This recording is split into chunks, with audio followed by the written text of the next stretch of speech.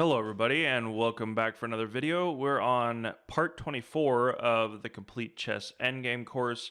We're still on Rook Endgames with the bishop pawn.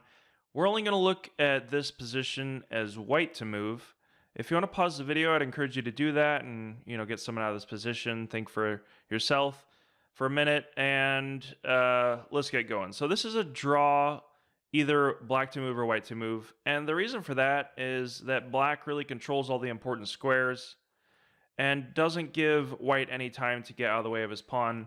Either he gets checked by black or black is able to attack the f7 pawn. So let's see some lines here. So if white tries to come out of this way, then actually it looks like black can take the rook, but that's a big problem. So that's a blunder by black. But if he plays the correct move and just keeps checking, he would basically just get a perpetual until white agrees to a draw.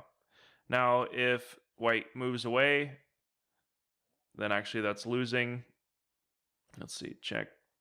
The king can take, and it's actually covering the square. So don't make that mistake.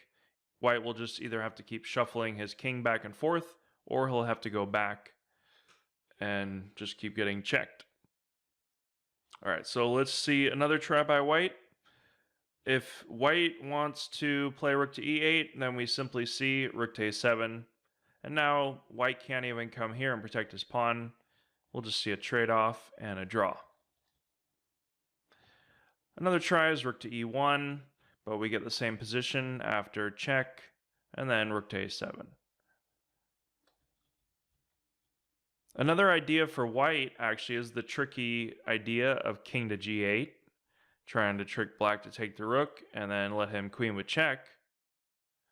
This would be one for white, but black doesn't have to make that blunder. Instead, we'll see king to g8 and then just rook to g2 check.